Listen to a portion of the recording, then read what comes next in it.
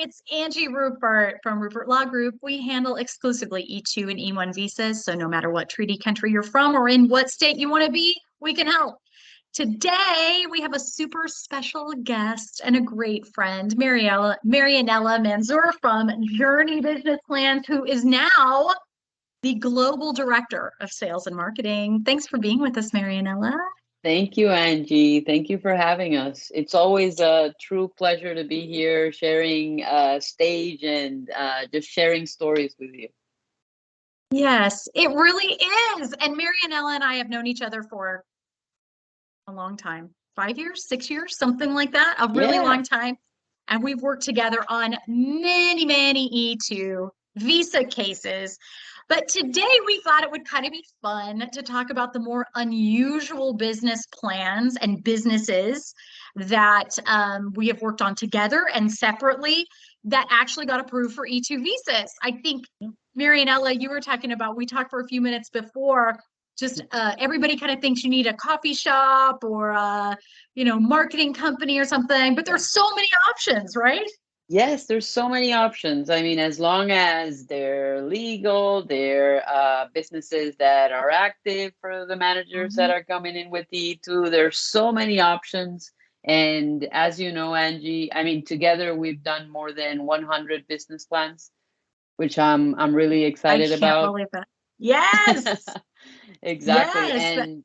And I know you're humble about it, but to people who are seeing this video, Angie has an amazing success rate that she doesn't like to disclose, but I like to.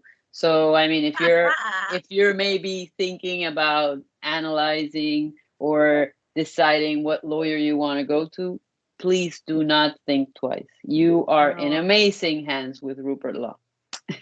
Thank you, Marianella. That's very lovely. And I will say that one of the secrets to our success and to our clients' success is that they always have very good business plans, really clear, really concise, and have all of the super important things. This is something I tell everyone. It's like, technically, you could write your own business plan. You could have anybody do it, but somebody with a lot of experience within the world of E2s, always helpful, because these business plans are not necessarily what you'd give to a bank or an investor or a potential partner.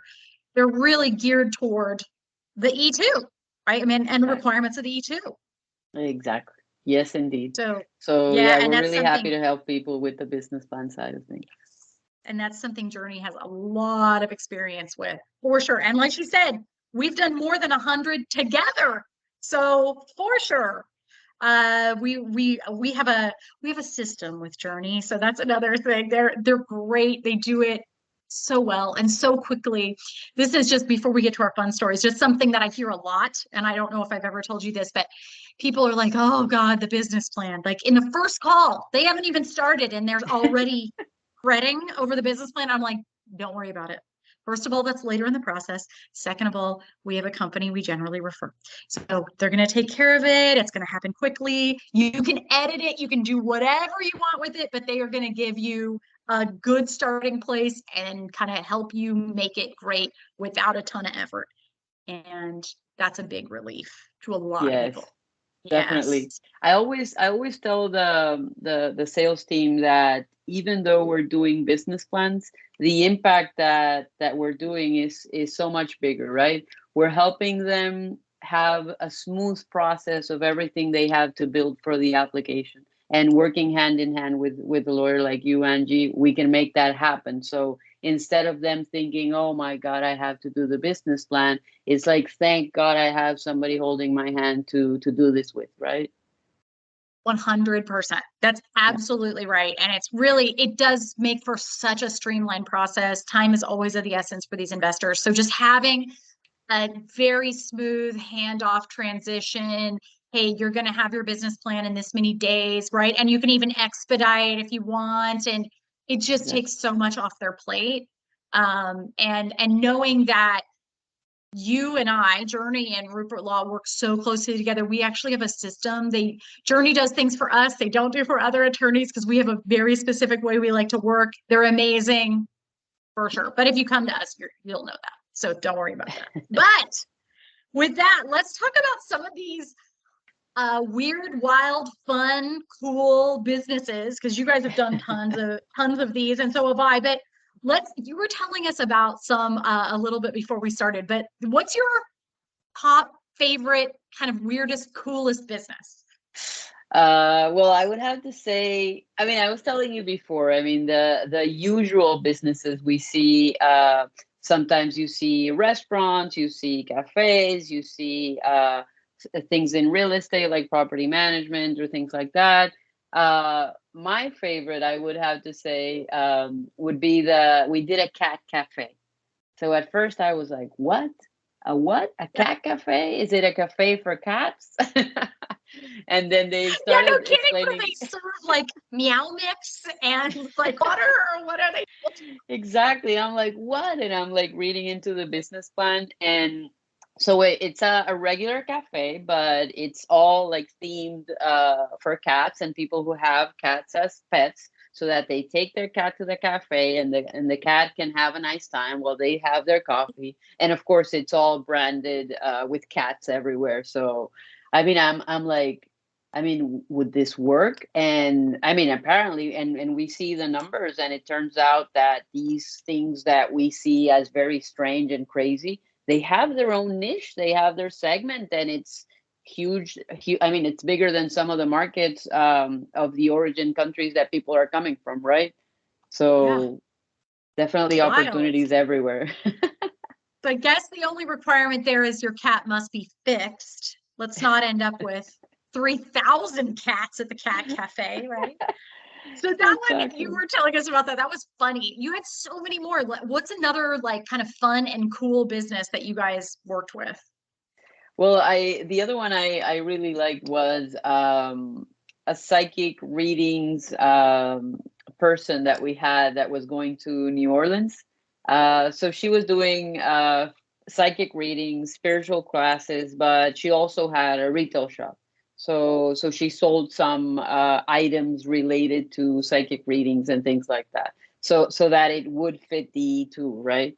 Um, so I thought that was interesting because it's not your usual. That's true. Now tell me this. Did she know she was going to get approved? Of course she did. She saw She saw it in that the she was going crystal to, ball. she was going to for sure get approved. That's awesome. That is Yeah, kind of a cool one. yeah. We should have her maybe evaluate some probabilities and statistics Yes, for E2 applicants.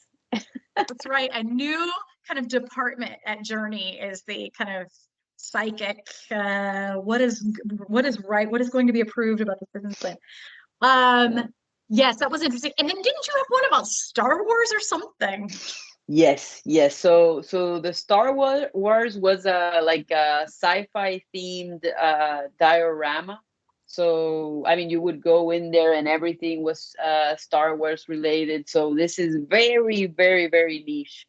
So they would be targeting people who attended Comic-Con, which I thought was cool. And Uh-huh. I mean, they had an interesting investment. They had like 2 hires in year one, and then they projected to hire 10 people in year 5. So that was So interesting. A lot of Star this Wars was fans in the US.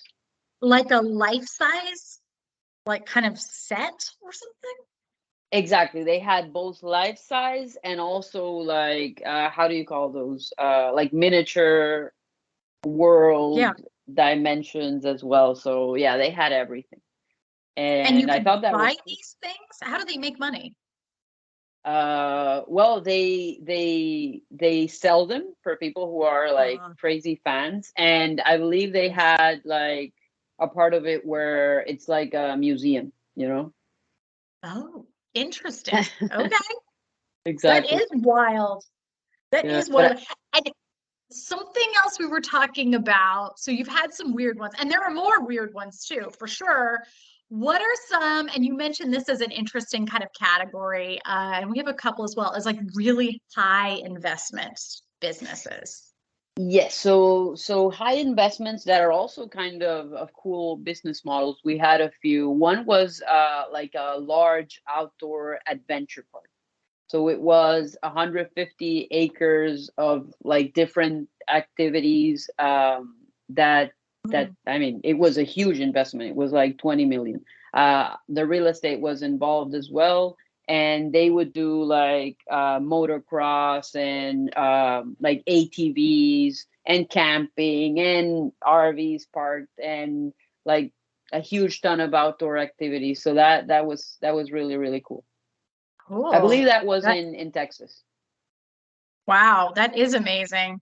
Yeah. That's like, yeah, that sounds like a really interesting thing. But, for those who are a little nervous about putting 100 grand out there, and believe me, I would be too. It's easy for me to say, but putting 20 million out there, that's a pretty big matzo ball out there, like Yes. that's pretty intense. I like that.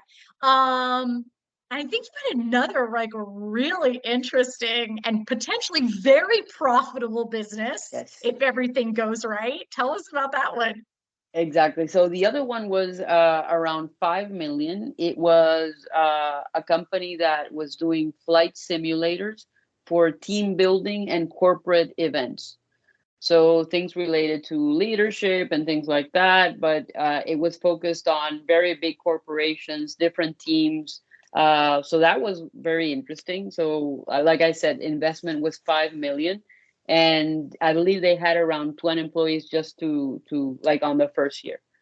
But it's true. Wow. I mean, it's important to point out that these are not common, right? If you talk about the common ones, as you know, Angie, most of them are going to be between investments or between 100,000 and 250,000 at the Mhm. most. And I would say, I don't know, like 80 or 85% would be around that.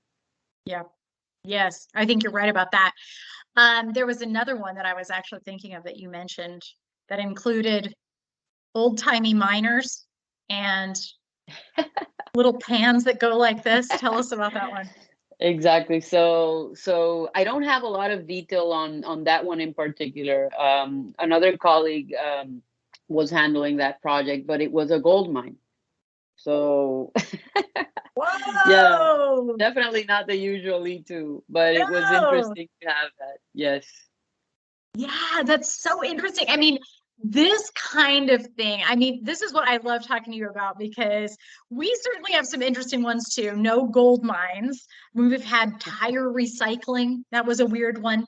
We had this That was guy that had nice. these robots that checked the metallurgy below like pipes and ships and things like that for leaks.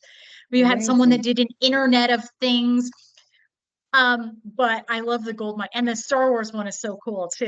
Yeah. We get a lot of movie people, right? So a lot of production houses, things like that, Yes. that are not unusual for us, but probably in the rest of the world would be a little bit unusual, but as an LA based firm. But I think the point to all of this is that you can go beyond the cafe, the marketing company, the Exactly. property management, the convenience store. Not to say that if your American dream is one of those, do it. But if you really love Star Wars or you love cats or you've always wanted to pan for gold or whatever, anything is possible as long as it fits the E2 visa requirements. So think big, get excited, come to the US and do it. I mean, I think that's the point, right? Exactly. I think it has to do, I mean, because those that you mentioned of people who are very like inclined to inventing things and all of that, Mhm. I mean, as long as you say as it is eligible and has the requirements, it would work. My recommendation there would be, of course, do your research, no, do your market research, Of make course. sure that there's a market for it, that it's enough for you to develop a business model to make that work. And we do the market research as well beside the business plan that we do the E2 for. So I mean, we're definitely open to exploring those different business models and seeing if it makes sense in the location that you want to establish, right? That's right. So I mean, for me, I'm all for the crazy ones. So I love those. Yes. And they can be approved, and they are approved. Yes, So I guess dream big. If you're coming to another country, you're coming to another continent, do what you want to do. Do your passion. And that's exactly. what That's what this country is all about. Dreamers, people who really are willing to work really hard to make their dreams come true. And when you are ready for that, Marianella and I are here to help. So with that, thank you so much, Marianella. We are going to put your contact info at the end as well as ours. Please feel free to reach out to Joorney or Rupert Law at any point. We will be thrilled to speak with you about your E2 visa. Thanks so much. Thank you, Angie, for having me. This was so fun. It was. Thank you.